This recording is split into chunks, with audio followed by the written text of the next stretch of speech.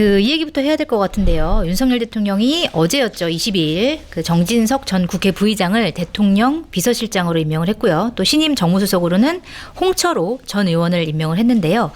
두 인물 어떤 사람들인지 좀 궁금하고 원래 비서실장으로는 장제원 의원이 비서실장으로 갈 거다 이런 얘기가 좀 돌았었는데 윤석열 대통령은 왜 정진석 의원을 지금 의원을 임명을 했는지 의도가 좀 궁금하네요. 글쎄요, 장제원 의원은 홍준표 대구시장이 추천한 걸로 그렇게 알려져 있는데 아마 본인이 끝까지 거절한 것 같아요. 그렇군요. 네, 뭐 짐작컨대 그렇습니다. 뭐 정확히 난 제안을 못 받았다. 뭐 그렇게 얘기하는데 그 말을 믿을 수는 없고요. 네. 그러니까 장제원 의원에 대한 또 반대 여론도 꽤 있어요. 너무 이제 친윤 색깔이 너무 강하다 이런. 네. 정제원 의원을 빼놓고 이제 이렇게 생각하면 사실은 정진석 의원이 가시권에 들어오는 게 타당한 추론이죠. 그런데 이분이 이번에 총선에서 떨어졌어요. 그렇죠. 충청도죠. 예, 박수현 전 의원한테 떠졌는데 그러면 네. 총선에서 떨어진 사람을 왜 비서실장을 시키지? 근데 사실은 비서실장이 그 현역 의원이 할 수는 없는 자리예요. 네. 그래서 오히려 이제 떨어진 게 좀 윤석열 대통령 입장에서는 잘 된 거죠. 그래서 네. 잘 됐다 이참에 나라 좀 도와주시오. 뭐 이런 얘기인데요. 약간 설명을 해드릴게요. 이 두 사람 약간 특수관계입니다. 그래요. 일단 나이가 같고요. 동갑이군요. 예. 그다음에 두 가지 그 열쇠말이 있어요. 하나는 금수저. 두 분 다 금수저인가요? 네, 두 분 다 금수저. 윤석열 대통령 금수저라는 얘기 제가 뭐 설명 안 드려도 다 알고 계실 거고요. 네. 이 정진석 의원도 엄청난 금수저예요. 그렇군요. 네, 아버지가 이제 정석모 전 의원. 이분이 이제 박정희 정권 때 그 경찰 총수를 지냈어요. 내무부 치안국장. 경찰 출신이군요. 그렇습니다. 네. 그다음에 나중에 전두환 정권에서 내무부 장관, 네. 뭐 충남지사, 강원지사 뭐 여러 가지 했어요. 그래서 네. 정진석 새 비서실장이 한국일보 기자 출신인데요. 네. 85년에 한국일보에 입사해서 이제 사건 기자를 할 때 저하고 입사 동기입니다. 예, 뭐 저는 한국일보 출신은 아니지만 같은 해에 입사를 하셨군요. 예, 이제 그 당시에 벌어졌던 장면인데 그 장관한테 이제 그 보고를 했다고 그래요. 저 장관님 그 아드님이 정경하고 좀 이렇게 현장에서 네. 취재하다가 좀 때렸답니다. 네. 우리 장관이 아니 우리 애가 누굴 때릴 애가 아닌데. 네. 이제 눈치가 있으니까 이제 보고한 사람이 잠시 뒤에 다시 들어와서 사실은 맞았답니다. 그랬더니 장관이 더 화를 내면서 네. 아니 어디 가서 맞을 애가 아니다. 이제 어쩌라는 건지. 이런 보고를 하지 없던 일로 해라 뭐 약간 이런 뜻인가요? 뭐 그런 건 아니죠. 아무튼 누굴 때릴 애도 아니지만 더더구나 맞을 애는 아니다. 실제로 정진석 실장이 굉장히 덩치가 좀 커요. 그렇죠. 이제 고대 나왔고요. 굉장히 좀 활달한 사람입니다. 그리고 네. 기자할 때도 아버지 덕을 좀 봤어요. 경찰들이 뭐 알아서 뭐 우리 장관님 자제분 뭐 이렇게 해서 사건을 좀 주거나 뭐 이렇게 했나 보네요. 뭐 그런 네. 뭐 장면 저 자세히 그 말씀드릴 수는 없는데 물론 이제 본인이 열심히 노력을 했어요. 그래서 기자할 때 상도 많이 받았고요. 네. 한국일보에서 워싱턴 특파원도 하고 2000년에 아버지 지역구 물려받아서 국회의원이 됐습니다. 그렇군요. 말 그대로 금수저죠. 네. 그래서 역시 금수저끼리는 통하나 보다. 저 이번에 그걸 느꼈고요. 네. 또 하나는 이제 파평윤 씨라는 열쇠말이 있어요. 네. 이게 무슨 얘기냐면 이 윤석열 대통령이 파평윤 씨고요. 이 정진석 의원 어머님이 네. 파평윤 씨입니다. 그렇군요. 네. 보통 파평윤 씨가 아니고요. 파평윤 씨 집성촌이 논산에 있는데요. 네. 그 옆에 이제 공주 이쪽에도 이제 집성촌이 있습니다. 네. 그래서 이 고향이 다 공주예요. 윤석열 대통령 아버님 돌아가신 윤기준 교수도 공주에서 네. 출생하셨고 충청의 아들 뭐 그래서 이렇게 얘기를 했었죠. 논산 노성면 여기 파평윤 씨 집성촌이고 그 옆에 이제 공주에도 많이 살고 공주 농고를 나오셨을 겁니다. 그 윤기준 교수님이. 그렇군요. 아무튼 정진석 비서실장의 어머님이 그 윤증이라고 파평윤 씨의 엄청난 거물이신데 네. 지금도 이제 그 지역에 그 고택이 있어요. 네. 윤증 고택 그 종갓집 따님입니다. 그래서 그러시군요. 이 파평윤 씨 종갓집 이 종손의 이제 어머니에 대해서 평소에도 정진석 의원이 굉장히 자랑스럽게 생각을 했고요. 네. 근데 2020년 총선 때 이제 4년 전이네요.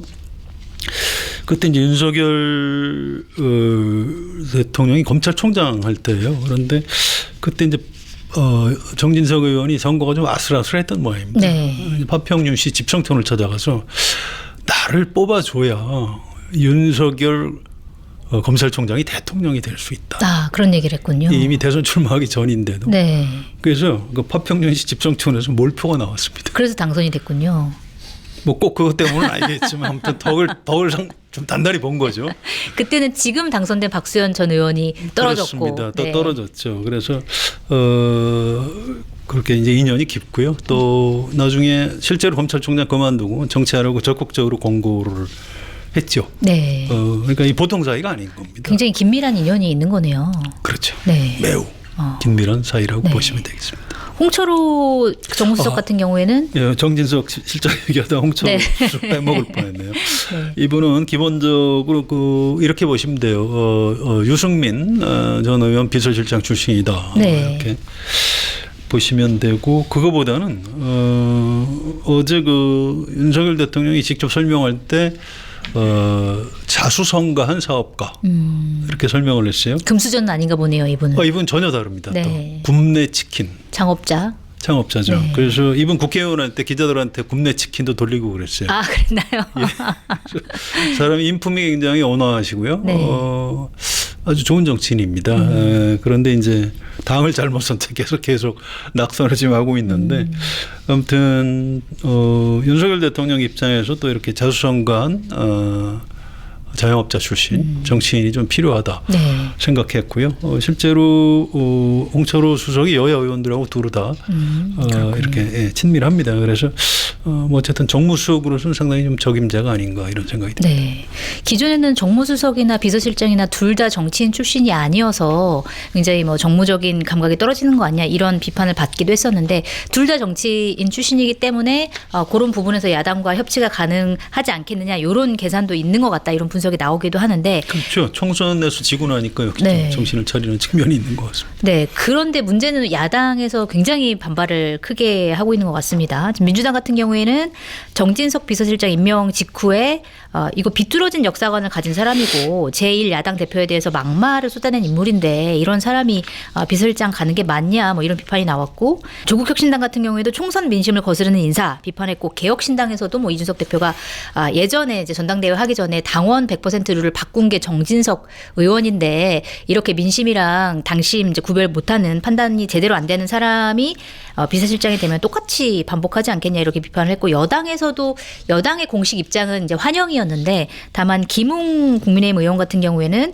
이거는 대국민 선전포고다 이렇게 또 비판을 하기로 했는데 이 여야에서 다 비판이 나오는 이 인물이 과연 협치를 제대로 할 수 있겠느냐 또 대통령과의 특수관계가 있다면 쓴소리 할 수 있겠느냐 뭐 이런 지적도 나오는데 어떻게 보세요? 야당에서 비판을 하는 그 강도를 보면 네.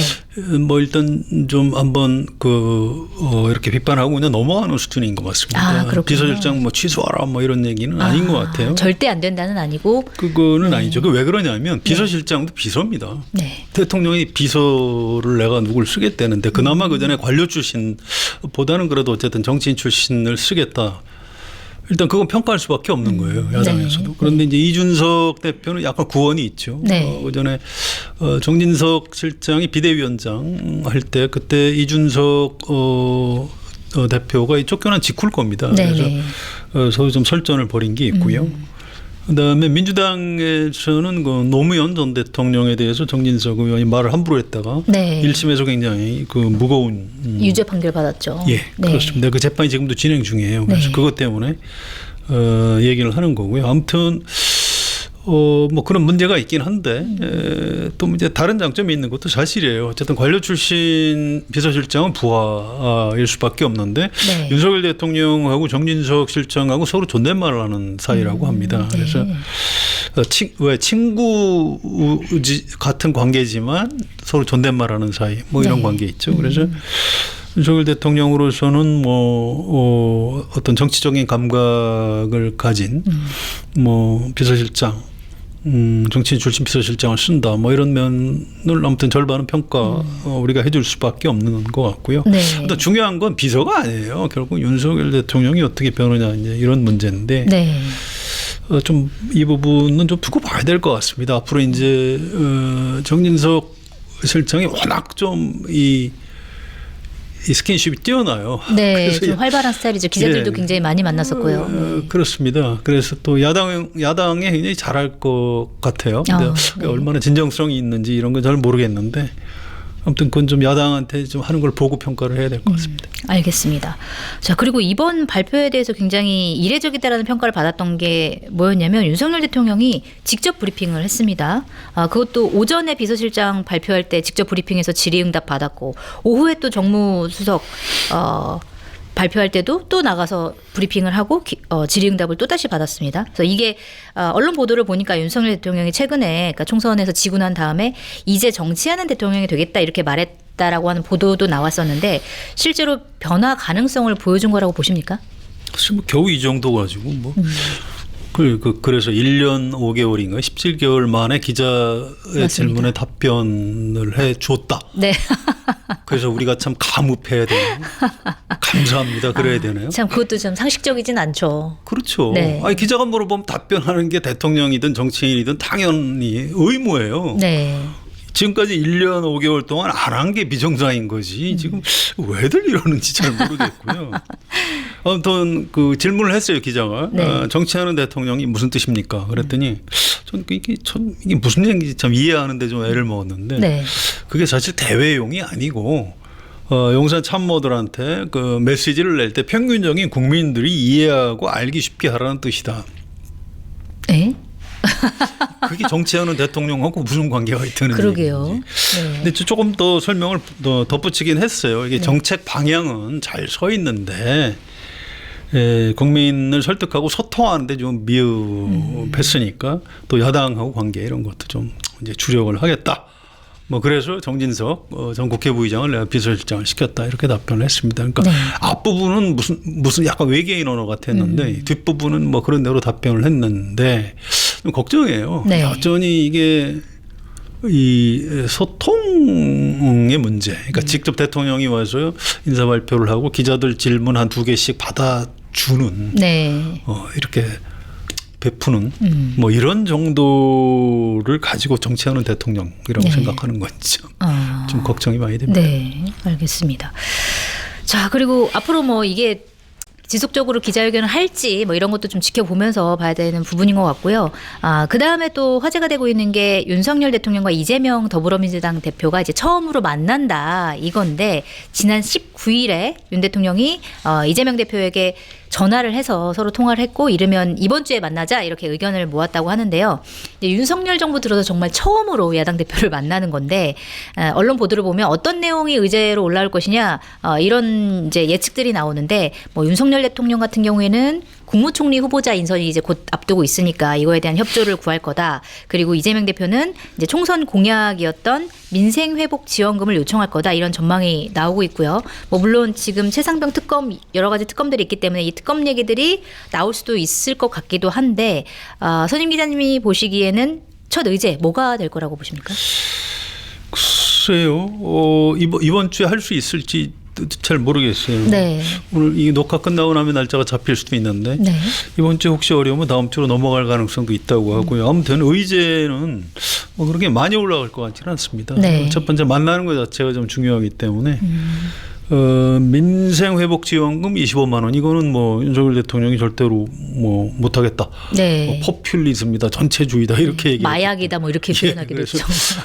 이걸 의제로 삼긴 쉽지 않을 것 같고요. 네. 이재명 대표가 이제 선거 때 계속 얘기했던 이른바 이채양명주.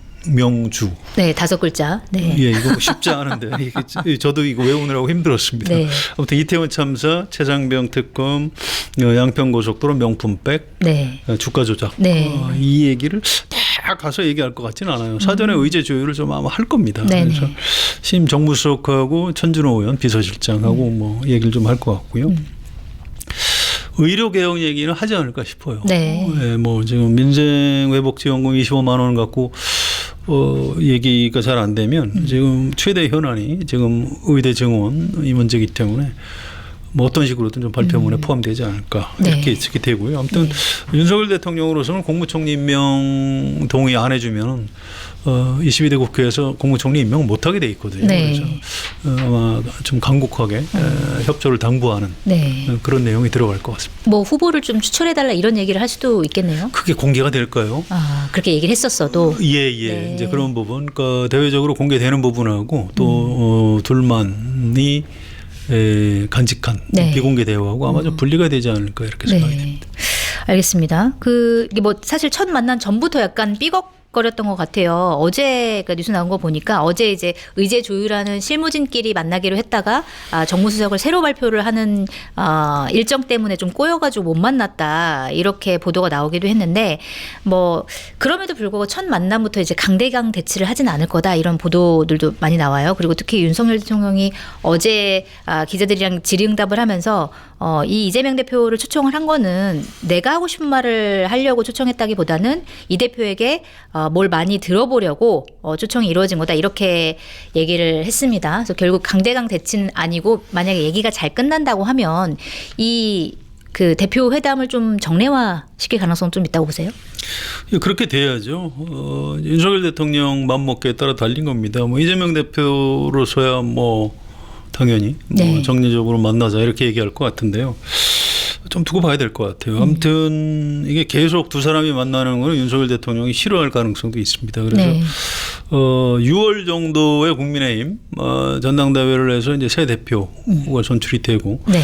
또 8월 전당대회에서 민주당 대표를 새로 뽑아야 되는데 지금 이재명 대표가 그냥 한 번 더 나가겠다고 네네. 하는 거죠. 네. 그렇게 되면 대통령하고 여야 대표들이 네. 같이 만나면은 뭐 어쨌든 네. 윤석열 이재명 만남이 이어질 수 있는 거죠. 그런 네. 식으로 약간 모양은 뭐 영수회담 모양이 계속되지는 않지만 어쨌든 윤석열 대통령하고 이재명 대표가 계속 만나서 대화하는 네. 이런 회의체는 만들어질 가능성도 좀 있는 것 같은데요. 네네. 근데 이게 당장 첫 만남에서 약간 제가 궁금한 게 있어요. 네. 이게 윤석열 대통령이 나는 뭐 주로 듣겠다 그랬는데 윤석열 대통령이 사람하고 만나서 누구 얘기 듣는 사람이 아니거든요. 그래서 네. 참을 수 있을까? 말하고 싶은 욕구를 말하고 참을 수 싶은 있을까 욕구를. 과연. 좀 정채영 기자 어떻게 보세요? 그래도 꼭 참지 않을까요? 자기가 본인이 얘기를 듣겠다고 얘기를 이미 해놨으니까. 이미 해놨으니까 네. 스스로에 대한 다짐 아닐까요? 내가 이번엔 절대로 말 안 하겠다. 내가 이걸 공개적으로 얘기를 해서 스스로 참아야겠다. 그렇죠. 이런 네, 의지의 표현이 아닌가 싶습니다. 이번에 첫 회담 끝나면은 결과가 어떻게 나올지 좀 지켜보시죠. 네, 알겠습니다. 자, 그리고 아까 이제 영수회담이라는 표현을 쓰셨는데 요즘에는 영수회담이라는 표현을 뭐 잘 안 쓴다 이렇게 얘기를 하기도 하더라고요.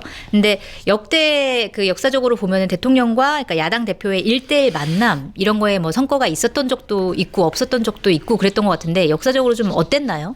이건 너무 많아서 네. 하여튼 간단히 말씀을 드리면 좀 뭐 연세가 많으신 분들은 이게 다 기억을 하실 텐데 그냥 간단히 좀 설명을 해드릴게요. 네.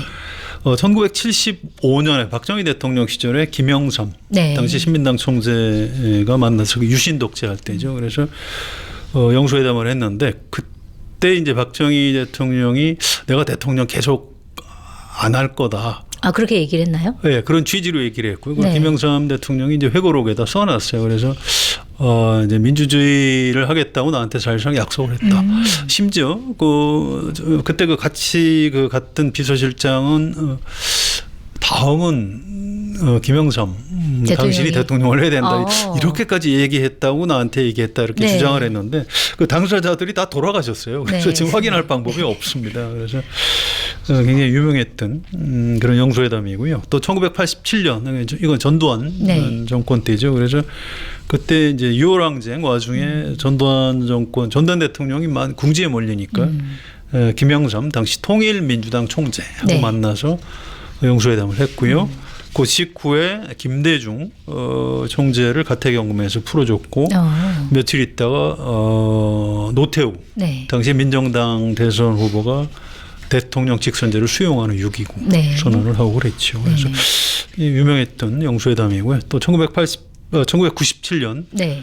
김영삼 대통령하고 김대중 새정치국민회의 총재가 영수회담을 했습니다. 이건 1997년 대선을 앞두고 대통령이 좀 중립을 잘 지켜달라 뭐 이런 네. 얘기들을 주고받았던 그런 기록이 있습니다. 영수회담을 제일 많이 한 사람은 김대중 대통령이었던 것 같아요. 네. 이회창 당시 한나라당 총재하고 7번. 꽤 많이 만났나요? 그렇죠. 네. 그래서 이회창 총재가 7회 7패 이런 말을 남겼는데요. 네. 7번 만나서 7번 배신당했다. 그러니까 영수회담만 하면 내 뒤통수를 치더라. 네. 이런 식으로 이제 회고록에 써놨는데, 네. 근데 그럼에도 불구하고 대통령하고 야당 총재는 만나야 된다. 이게 또 이회창 총재의 결론이었군요. 얘기입니다. 예. 네. 국민을 위해서 영수회담을 해야 한다. 뭐 이런 얘기를 굉장히 해놨고요. 네. 뭐 그 이후에 노무현 대통령, 박근혜 대통령. 박근혜 대통령 영수회담 안 했어요. 안 했군요. 굉장히 독특합니다. 네. 이명박 대통령은 뭐 손학규, 정세균 이런 분들하고 영수회담 했고요. 문재인 대통령도 영수회담 안 하겠다고 했는데 네. 남북 정상회담 앞두고 홍준표 자유한국당 대표하고 1대1 회담을 했습니다. 네. 그래서 뭐 서로 하고 싶은 말을 하고 끝났고요. 대신에 문재인 대통령은 여야 5당 원내대표들 모아서 정책 협의체 네. 회의도 했고요. 또 여야 대표들하고 상당히 여러 번 네. 회담을 했어요. 뭐 코로나 네. 뭐 이런 문제 대책 회의도 하고 해서 지금 문재인 대통령이 굉장히 무슨 뭐 야당하고 대화 안 한 것처럼 알려져 있는데 그건 사실이 아닙니다. 1대1 대화를 뭐 적게 했을 뿐이지 그렇죠. 다자 대화는 굉장히 다자 많이 대화는 했다. 굉장히 활발하게 많이 한 네. 대통령입니다. 알겠습니다.